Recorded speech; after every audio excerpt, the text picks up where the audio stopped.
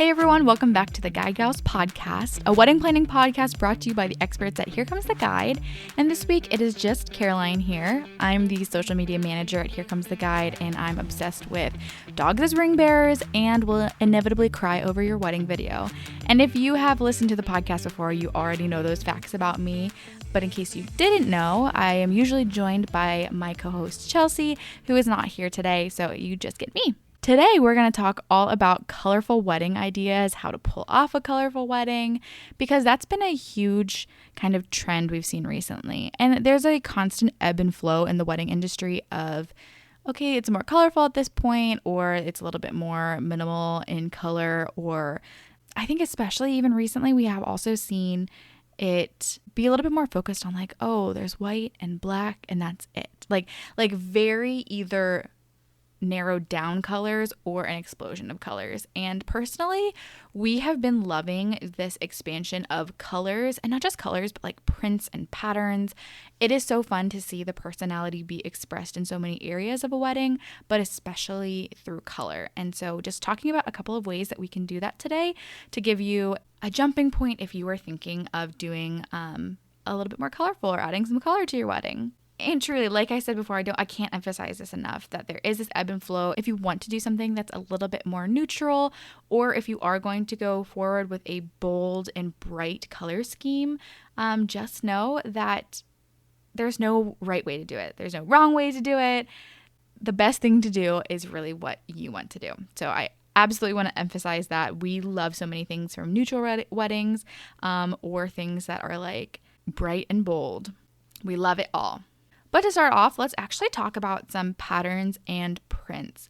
So like I said, colorful doesn't just need to be in the color palette. It can also be seen in so many different areas, from the napkin decor to flowers to attire, anything else. And so especially through attire or any stationery items, or even decor, you can pull in some more patterns and prints. And I think this is such a unique thing to do, but it also can really elevate your wedding. There are things like table linens. Instead of doing something in one color tone, you could do something more gingham. You could do some floral things. You could have patterns on fine china and napkins.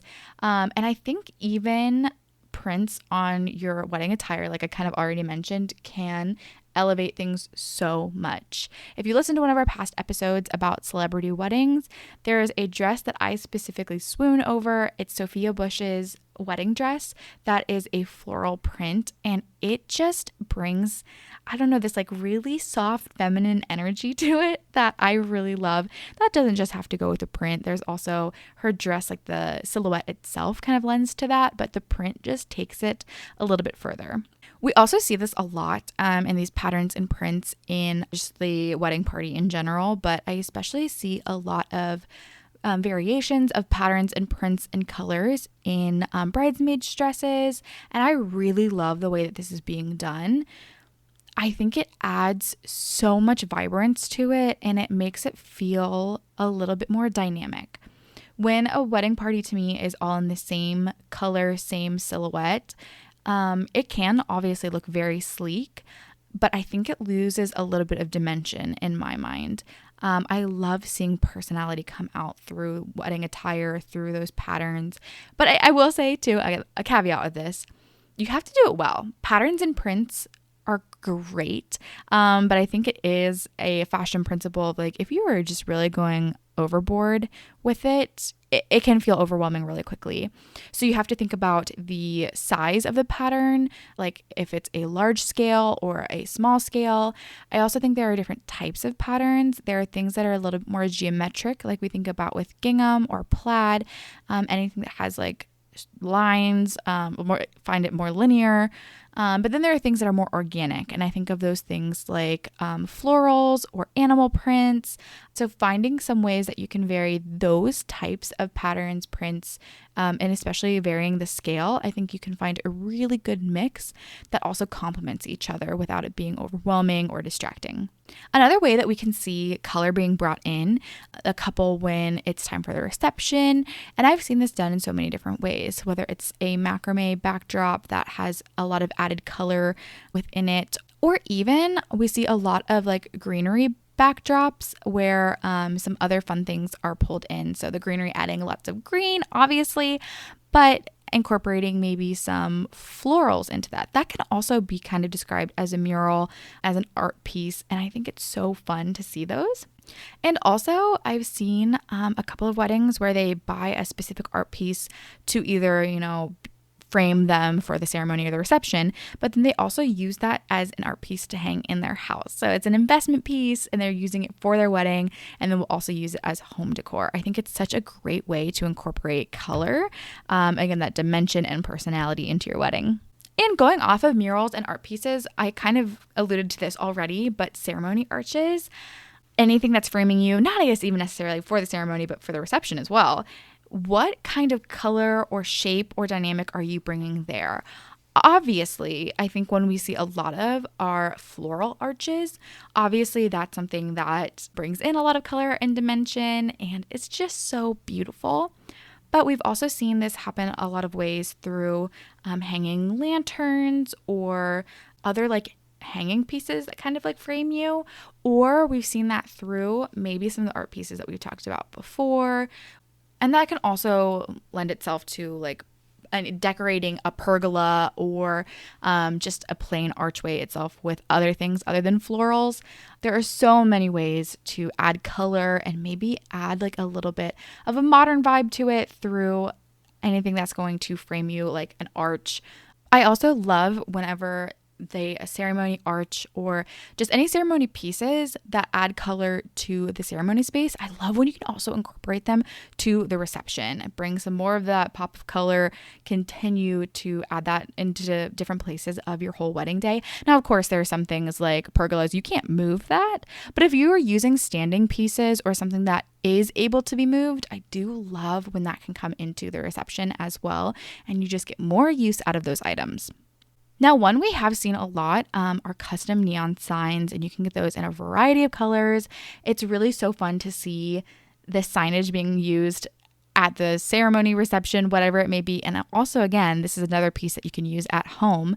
But I've seen a ton of these, and I really feel like they do add such a fun vibe, especially to a reception. If you are wanting a really like high energy reception vibe, bringing in maybe disco balls, whatever else, I just think it adds such a great ambiance to the reception space. I will say though, my side note with this is please make sure the grammar makes sense on these signs. The amount of times we see an apostrophe S, that doesn't make sense, okay? Just if you're going to get a neon sign, please use the correct grammar. Maybe we're sticklers for it, but every time we see it, we cringe a little bit. But this is such a fun thing to use, and that could go for signage of any kind. Like, it doesn't have to be a neon sign.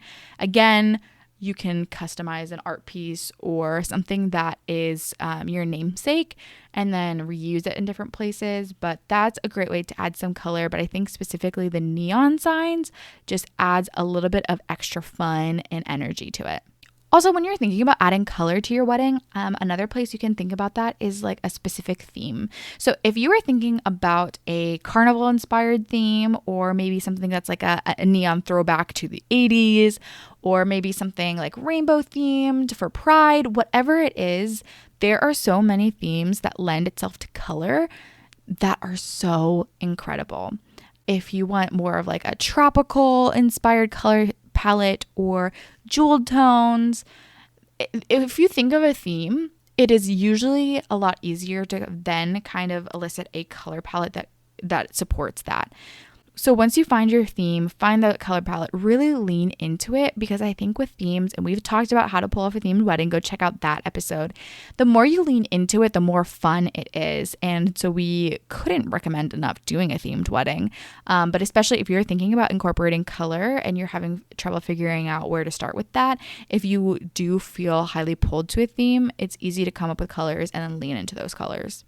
And then obviously when we talk about more of the decor aspect of it, like tablescapes, or we've seen amazing table seating charts, anything like that, like guest book setups, things like that that maybe sometimes happen during the cocktail hour or the welcome to the reception. There's so many places where you can create really colorful vignettes. If you have cocktail hour and you have some seating spaces, use some really colorful furniture or rugs or pillows, whatever that may be.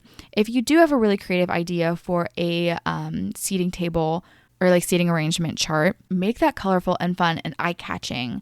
There are so many fun things that you can do within a wedding, and I think it's so cool to see all of the different avenues that you can take. It can be overwhelming at times thinking about all of the options that you have, but oh my gosh, making it creative and fun and full of personality, I think only adds to the event. So think about all of the spaces that you have, all of the ways that you can incorporate color into those tablescapes, into those seating charts, into the seating areas for cocktail hour, into the bar, whatever it may be.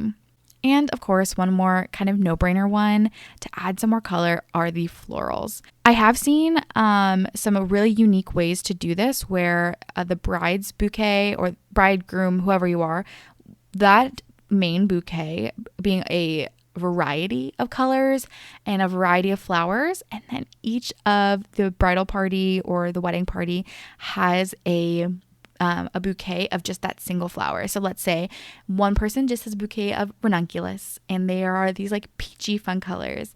And then another person has like these pale yellow garden roses. And then another person has maybe some dahlias that are in maybe a little deeper of a pink tone. So we have these peachy orange, pink, yellow. I love that combination of colors. I think having each person in the wedding party have their own like set of flowers is a really cool way that I see color incorporated, and then seeing like the bride's bouquet being a combination of all of those is super fun. But this is an area too where I see if you want to do a lot of color elsewhere and then in your florals keep it really contained, that can make sense too, because then it allows the colors in other areas to pop. So you can do it one of two ways. You can use florals as an accent to make other colors pop, or you can use it as a way to incorporate more color. And I will say colorful flowers are great. If you want specific colors in a specific color variety, it can get expensive. And I know that. I love flowers. It's my favorite thing. But there are a lot of fun ways that you can kind of work around that. And I just think it's a great way to add in color and dynamic and personality. I've said that so many times throughout this episode, but I really do think that's what color is all about in adding this. Not that, again, neutral, very simple weddings can't be full of that color and personality, but I do think it just lends itself to being more fun. I think color is something that adds so much to the feel and the experience. And you can see that through a lot of different weddings. I'm sure you've seen a lot of real weddings. If you were planning your wedding and listening to this podcast, you've probably looked for a lot of inspiration. And if you're listening to this episode, you're probably leaning more towards more colorful options. And so if you are looking for more inspiration, go ahead and check out our website, theguidegalspodcast.com, or Here Comes the Guide is also a great place where you can look through different real weddings and narrow them down specifically by color and other options and really study what other people are doing. We are also huge fans of a lot of different Instagram accounts, one of which being Green Wedding Shoes has a lot of options in terms of colorful weddings or just unique wedding ideas. They are a great place to look for inspiration. And we do talk about colorful wedding ideas and options in other episodes. So obviously, shameless plug, we think you should listen to some of those other episodes too. We are also trying to continue to provide you some more inspiration on Instagram, on social media. On Instagram, you can follow us at The Guide Gals Podcast. And on TikTok, we are at The Guide Gals Pod. But we try and post some of the behind the scenes from our videos, from our episodes, and provide you some inspiration. And especially when this episode comes out, we'll get some more colorful wedding inspiration out there just to see what you think. So that's really it for me today. That was just a couple of different ways that you can pull off a colorful wedding, incorporate more color in a seamless way and kind of an organized way. And I guess that'll leave you with that last caveat that color is so fun and you can add as much as you want, but I know sometimes it can be hard to figure out where to start and how to organize it all. So if you have any additional questions about incorporating color to your wedding, reach out to us, DM us, email us, whatever you need, and we'll create some more episodes and content for you to help you navigate it all. And until the next episode, cheers!